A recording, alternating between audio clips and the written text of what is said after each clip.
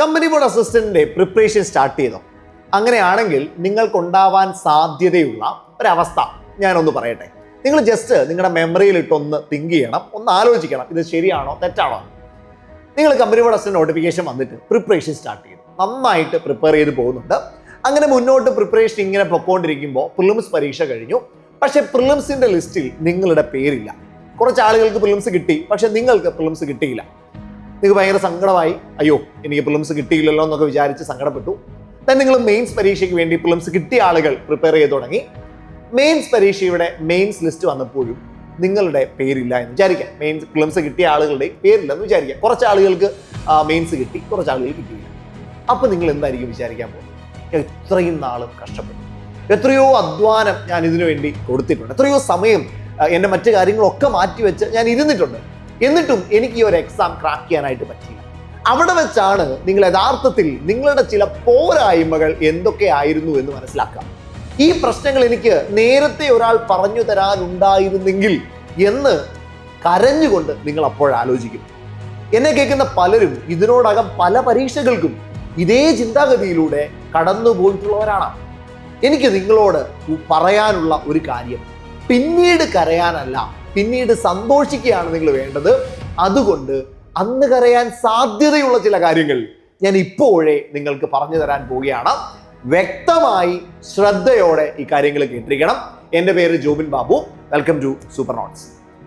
മക്കളെ, നിങ്ങൾക്ക് പിന്നീട് ഓർത്ത് ദുഃഖിക്കേണ്ടി വരാൻ പാടില്ലാത്ത 5 പ്രധാനപ്പെട്ട കാര്യങ്ങൾ ഞാൻ നിങ്ങൾക്ക് ഇന്ന് പറഞ്ഞുതരാം. അതിൽ ഒന്നാമത്തെ കാര്യം, നിങ്ങളുടെ പ്രിപ്പറേഷൻ നിങ്ങൾ ഒരിക്കലും ചെയ്യാൻ പാടില്ലാത്ത, നിർബന്ധമായും ചെവിക്ക് പിടിച്ച് പുറത്ത് കളയേണ്ട ഒരു കാര്യമുണ്ട്. നിങ്ങളിപ്പം കമ്പനി ബോർഡ് അസിസ്റ്റന്റ് നോട്ടിഫിക്കേഷൻ ഒക്കെ വന്ന് ഇപ്പൊ യൂണിവേഴ്സിറ്റി അസിസ്റ്റന്റ് ഒക്കെ വരാൻ പോവുകയാണ്. ഭയങ്കര ആവേശത്തിൽ പ്രിപ്പറേഷൻ സ്റ്റാർട്ട്. ആദ്യം തന്നെ ഒരു 10 മണിക്കൂർ 15 മണിക്കൂറൊക്കെ കട്ടക്കിരുന്ന് പ്രിപ്പയർ ചെയ്യും. ഇവിടെ എന്താ സംഭവിക്കുന്നത് അറിയാമോ മക്കളെ? നിങ്ങൾ അത്രയും ആവേശത്തോടെ 10 മണിക്കൂറും 15 മണിക്കൂറും ഒക്കെ പഠനത്തിന് വേണ്ടി മാറ്റിവെക്കുമ്പോൾ നിങ്ങളൊരു കാര്യം ആലോചിച്ച് നോക്കിയും, നിങ്ങൾ ഈ പരിപാടി ചെയ്തു വന്ന ആളുകളാണോ? 10 മണിക്കൂറും 15 മണിക്കൂറും ഒക്കെ പഠിച്ചു വന്നവരാണോ? പിന്നെ എങ്ങനെയാണ് മക്കളെ ഒറ്റയടിക്ക് ഈ 10 മണിക്കൂറും 15 മണിക്കൂറും നിങ്ങൾക്ക് പഠിക്കാൻ പറ്റുക? നിങ്ങളൊരു മനുഷ്യനല്ലേ? ഒരു മനുഷ്യനൊരു പരിമിതിയില്ലേ?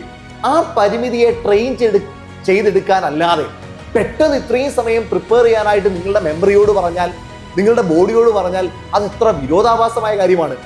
അതുകൊണ്ട് മക്കളെ, നിങ്ങൾ ആദ്യം വളരെ പതിയെ സ്റ്റാർട്ട് ചെയ്യും.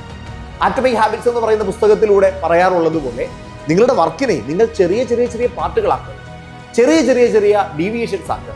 ഇത് ഓരോന്നായി ചെയ്തു തീർക്കാനായിട്ട് ശ്രമിക്കുക. അവിടെ നിങ്ങൾക്ക് വിജയം കാണാൻ കഴിയുള്ളൂ. അതുകൊണ്ട് നിങ്ങൾ ആദ്യം ഒരു 3 മണിക്കൂറോ 3.5 മണിക്കൂറിലോ സ്റ്റാർട്ട് ചെയ്യും. ദെൻ അതിനുശേഷം കുറച്ച് ദിവസം മുന്നോട്ട് പോകുമ്പോൾ ആ സമയത്തോട് നിങ്ങൾ ഓട്ടോമാറ്റിക്കലി ട്രെയിൻഡ് ആവും. ദെൻ അതിനുശേഷം നിങ്ങൾ ഒരു 4 മണിക്കൂർ ആക്കുക, അതിനുശേഷം 5 ആക്കുക, 6 ആക്കുക. പിന്നീട് നിങ്ങൾ 10ലേക്ക് പൊക്കോ, ഒരു പ്രശ്നവുമില്ല. നിങ്ങളുടെ ബോഡിയും നിങ്ങളുടെ മെമ്മറിയും ഒക്കെ അതിനോട് ഓട്ടോമാറ്റിക്കലായിട്ട് കൺവേർട്ട് ആയിട്ടുണ്ടാവും. പിന്നീട് നിങ്ങൾക്ക് എന്ത് ചെയ്യാൻ പറ്റും? അത്രയും സമയം പഠിക്കാൻ പറ്റും. അല്ലാതെ ഒറ്റയടിക്ക് ഇത്രയും സമയം പഠിക്കാനായിട്ട് പോയാൽ നിങ്ങളുടെ മെമ്മറി ഡ്രെയിൻഡ് ആവും. ഒരിക്കലും നിങ്ങൾക്ക് ആ ഒരു ലക്ഷ്യത്തിലേക്ക് എത്താൻ കഴിയില്ല. ഈ കാര്യം നിങ്ങൾ സ്വന്തമായിട്ടൊന്ന് ആലോചിച്ച് നോക്കുക. ഇപ്പോഴും നിങ്ങൾ ഇതേ കാര്യം തന്നെ അനുഭവിക്കുന്നില്ലേ? തീർച്ചയായിട്ടും ഉണ്ടാകുമെന്നാണ് ഞാൻ വിചാരിക്കുന്നത്. രണ്ടാമത്തെ പ്രധാനപ്പെട്ട കാര്യം, നിങ്ങൾ നിങ്ങളുടെ ഹെൽത്ത് നോക്കണം എന്നുള്ളതാണ്. പ്രിപ്പറേഷൻ ഒക്കെ തുടങ്ങുമ്പോൾ പല ആളുകളും പറഞ്ഞു കേട്ടിട്ടുണ്ട്, ഞാൻ എൻ്റെ ഉറക്കം 3 മണിക്കൂർ മാത്രം ബാധിച്ചിരിക്കുന്നു, ഞാൻ എൻ്റെ ശരീരത്തിന് വേണ്ടി പ്രത്യേകിച്ച് ഒന്നും ചെയ്യുന്നില്ല, ഭക്ഷണം പോലും ഒഴിവാക്കി ഞാൻ പ്രിപ്പറേഷന് വേണ്ടി ഇരിക്കുകയാണ്. യഥാർത്ഥത്തിൽ നിങ്ങളൊന്ന് ആലോചിച്ച് നോക്കി, എന്തിനു വേണ്ടിയിട്ടാണ് നിങ്ങൾ പഠിക്കുന്നത്? നിങ്ങളുടെ ശരീരം കളയാൻ വേണ്ടിയിട്ടാണോ? നിങ്ങൾക്ക് നല്ല രീതിയിൽ ജീവിക്കാൻ വേണ്ടിയിട്ടാണോ? തീർച്ചയായിട്ടും നല്ല രീതിയിൽ ജീവിക്കാൻ വേണ്ടിയിട്ട് തന്നെയാണ്. അങ്ങനെയാണ് എങ്കിൽ എനിക്ക് നിങ്ങളോട് പറയാനുള്ളത്, നിങ്ങൾ നിങ്ങളുടെ ശരീരം കൂടി നോക്കിയിട്ടേ പ്രിപ്പറേഷന് വേണ്ടി സമയം മാറ്റിവെക്കാവൂ. അല്ല എങ്കിൽ സംഭവിക്കാൻ പോകുന്നത്, നിങ്ങളുടെ പ്രിപ്പറേഷനൊക്കെ നടക്കും, ഇടയ്ക്ക് എവിടെങ്കിലും വെച്ച് ഒരു അസുഖം നിങ്ങളെ പിടിപെടും. അതോടുകൂടി നിങ്ങളുടെ പ്രിപ്പറേഷൻ അവസാനിക്കുകയും ചെയ്യും. അതുവരെ അധ്വാനിച്ചതെല്ലാം വെറുതെ ആകും. ആ എക്സാമിന് നന്നായി പെർഫോം ചെയ്യാൻ കഴിയില്ല. ഒറ്റ തത്വം ആലോചിച്ചാൽ മതി. ഈ എക്സാം എഴുതണമെങ്കിൽ നിങ്ങൾ ആരോഗ്യത്തോടെ ഉണ്ടാവണം. അല്ലെങ്കിൽ എക്സാം എഴുതുമ്പോൾ ഒരു ആരോഗ്യമുള്ള അവസ്ഥ നിങ്ങൾക്കുണ്ടായിരിക്കണം. എങ്കിൽ മാത്രമേ ഈ എക്സാമിന് വേണ്ടി പഠിച്ചത് കൊണ്ടും അത് എഴുതിയത് കൊണ്ടും നിങ്ങൾക്ക് പ്രയോജനം ഉണ്ടാകാനായിട്ട് സാധിക്കുകയുള്ളൂ. അനുഭവിക്കാൻ നമ്മൾ ഉണ്ടാവണ്ടേ?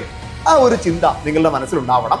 അതുകൊണ്ട് അനാവശ്യമായി ഉറക്കം നഷ്ടപ്പെടുത്താതെ, അനാവശ്യമായി ഭക്ഷണമൊന്നും കഴിക്കാതെ, വളരെ ഡ്രെയിൻഡ് ആയിട്ട് നിങ്ങൾ ശരീരത്തെ പഠനത്തിന് വേണ്ടി മാറ്റിവെക്കരുത്. നിങ്ങളുടെ ഹെൽത്ത് കൂടി നോക്കിയതിന് ശേഷം മാത്രം പ്രിപ്പറേഷനിലേക്ക് കടക്കാം. മൂന്നാമത്തെ ഏറ്റവും പ്രധാനപ്പെട്ട കാര്യം ഇതാണ്. നിങ്ങളിപ്പോൾ പ്രിപ്പയർ ചെയ്ത് തുടങ്ങുമ്പോൾ വലിയ വലിയ വലിയ റാങ്ക് ഫയലുകൾ എടുത്ത് പ്രിപ്പയർ ചെയ്യാൻ തുടങ്ങും. 1000 പേജുള്ള 2000 പേജുള്ള 3000 പേജുള്ള റാങ്ക് ഫയലുകൾ ഇന്ന് വിപണിയിൽ അവൈലബിൾ ആണ്. പല പബ്ലിക്കേഷനുകളുടെയും മോഹവാഗ്ദാനങ്ങളിൽ വീണ് നിങ്ങൾ ആ റാങ്ക് ഫയലുകൾ വായിക്കും. ഇത് കാണുമ്പോൾ തന്നെ നിങ്ങളുടെ കിളി പറക്കും. ഇത്രയും പഠിക്കണോ? ഇത് ഒരു നെഗറ്റീവ് മോട്ടിവേഷനാണ്. തീർച്ചയായിട്ടും നിങ്ങൾ ചെറിയ ചെറിയ കണ്ടന്റുകളാക്കി ചെറിയ ചെറിയ ടോപ്പിക്കുകളാക്കിയിട്ടാണ് നിങ്ങളുടെ പ്രിപ്പറേഷൻ കൊണ്ടുപോകുന്നതെങ്കിൽ, ഉദാഹരണമായിട്ട് നമ്മുടെ കോൺസ്റ്റിറ്റ്യൂഷനിൽ ഫണ്ടമെന്റൽ റൈറ്റ് എന്ന് പറയുന്നൊരു ടോപ്പിക്, ആ ടോപ്പിക് ചിലപ്പോൾ കുറച്ച് പേജുകളെ കാണുള്ളൂ, 30 പേജ് 35 പേജ്, അല്ലെങ്കിൽ ഫണ്ടമെന്റൽ ഡ്യൂട്ടി 2-3 പേജേ കാണുള്ളൂ. ഇതെല്ലാം കൂടി ചേർത്ത് വെച്ച് ബൾക്കാണെന്ന് വിചാരിച്ച് ഇടയ്ക്ക് വെച്ച് നിർത്തിപ്പോകുന്നതിലും എത്രയോ ഭേദമാണ് ചെറിയ ചെറിയ ടോപ്പിക്കുകളാക്കി ഓരോ കാര്യങ്ങളും പഠിക്കാൻ ശ്രമിക്കുന്നത്. അതുകൊണ്ട് തന്നെ ഈ വലിയ റാങ്ക് ഫയലുകളുടെ പിറകെ പോകാതെ വളരെ ഷോർട്ട് ആയിട്ടുള്ള ഏറ്റവും പ്രധാനപ്പെട്ട കാര്യങ്ങൾ ഉൾപ്പെടുത്തിയിട്ടുള്ള ടോപ്പിക്കായിട്ട് പഠിക്കാനായിട്ട് ശ്രമിച്ചാൽ നിങ്ങൾ കുറെ അധിക നാൾ പഠിക്കുകയും ചെയ്യും. അതിനോടൊപ്പം തന്നെ ഈ പഠനം വളരെ രസകരമായിട്ട് എക്സാമിന് ഉപയോഗപ്പെടുന്ന രീതിയിലേക്ക് കൊണ്ടുപോകാനും നിങ്ങൾക്ക് കഴിയും. തീർച്ചയായിട്ടും നിങ്ങൾ ആ രീതിയിൽ ട്രെയിൻ ചെയ്യാനായിട്ട് ശ്രമിക്കാം. ഈ മൂന്നാമത്തെ കാര്യവും നിങ്ങൾ പരീക്ഷ കഴിഞ്ഞ് ജോലി കിട്ടാണ്ടാകുമ്പോൾ അല്ലെങ്കിൽ ലിസ്റ്റിൽ വരാണ്ടാകുമ്പോൾ സങ്കടകരമായിട്ട് നിങ്ങൾക്ക് തോന്നിയേക്കാം. അതുകൊണ്ട് ആദ്യം തന്നെ മാറ്റി വെച്ചേക്കാം. നാലാമത്തെ ഏറ്റവും പ്രധാനപ്പെട്ട കാര്യം, മക്കളെ, നിങ്ങളുടെ ജീവിതത്തിൽ ഒരു കാര്യം കൺസിസ്റ്റന്റ് ആയിട്ട് ചെയ്യണമെങ്കിൽ നിങ്ങൾക്ക് വേണ്ട ഒരു സംഗതി മോട്ടിവേഷനാണ്. ഇല്ല എങ്കിൽ സംഭവിക്കുന്നത്, നിങ്ങൾ 2 ആഴ്ച പഠിക്കും. 2 ആഴ്ച പഠിച്ചതിന് ശേഷം നിങ്ങൾ ഒരു 3-4 ദിവസം ബ്രേക്ക് എടുക്കും. അത് ചിലപ്പം മോട്ടിവേഷൻ ഇല്ലായ്മ കൊണ്ടാവാം, അല്ലെങ്കിൽ മറ്റെന്തെങ്കിലും വീട്ടിലെ ആരുടെയെങ്കിലും വിവാഹം കൊണ്ടാവാം, അല്ലെങ്കിൽ മറ്റെന്തെങ്കിലും ചടങ്ങുകൾ കൊണ്ടാവാം, സുഹൃത്തുക്കളോടൊപ്പം സിനിമ കാണാൻ പോയതാവാം, എന്തുമാവാം. ആ ബ്രേക്ക് കഴിഞ്ഞതിന് ശേഷം വീണ്ടും നമ്മൾ തുടങ്ങുമ്പോൾ നമുക്കുണ്ടാകുന്ന പ്രതീതി ഇതാണ്. ഇത് സയന്റിഫിക്കലി പ്രൂവൺ ആണ്. നമുക്കുണ്ടാകുന്ന പ്രതീതി ഇതാണ്, നമ്മൾ വീണ്ടും പഴയ പഠിച്ച കാര്യങ്ങളെല്ലാം മറന്നു പോയിട്ടുണ്ട്, അത് വീണ്ടും ഒന്ന് റിവൈസ് ചെയ്യണം. ഞാൻ എന്ത് ചെയ്യുന്നു? വീണ്ടും പഴയ പഠിച്ച കാര്യങ്ങൾ പഠിച്ചു വരുന്നു. അത് പഠിച്ചു വരുമ്പോഴേക്കും വീണ്ടും ഒരു ബ്രേക്ക് എടുക്കാനുള്ള സമയമാവും. നമ്മൾ വീണ്ടും ബ്രേക്ക് എടുക്കുന്നു, വീണ്ടും പഴയ കാര്യങ്ങൾ തന്നെ വീണ്ടും പഠിക്കുന്നു. ഇവിടെ സംഭവിക്കുന്നത്, ഒരുപക്ഷെ നിങ്ങളുടെ സിലബസിന്റെ 100%-ന്റെ 5% തന്നെ വീണ്ടും വീണ്ടും വീണ്ടും കുടുങ്ങിക്കിടക്കലാണ്.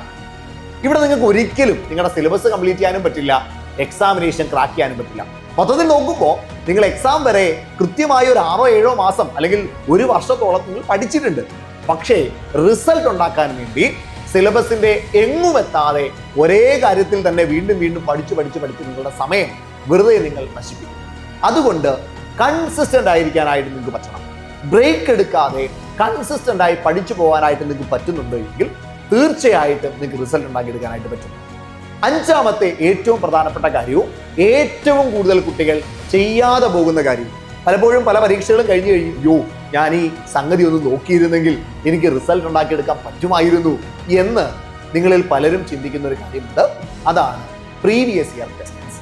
മക്കളെ, PSC നമ്മുടെ മുൻപിൽ ഒരു ആധാരം എടുത്ത് വെച്ചിട്ടുണ്ട്. എടാ, ഇങ്ങനെയാണ് ഈ എക്സാം നടക്കാൻ പോകുന്നത്. ഡിഗ്രി ലെവലിലെ എക്സാമിനേഷൻ നടക്കാൻ പോകുന്നത് ഇങ്ങനെയാണ്. കഴിഞ്ഞ ഡിഗ്രി പ്രിലിംസിന്റെ 13 ലെവലുകളിലായിട്ട് പല വർഷങ്ങളിലായി 13 സ്റ്റേജുകളിലായി ഡിഗ്രി പ്രിലിംസ് പരീക്ഷ വന്നിട്ടുണ്ട്. ഈ പരീക്ഷയുടെ ചോദ്യ പേപ്പറുകൾ എത്ര പേര് ചെയ്തിട്ടുണ്ട്?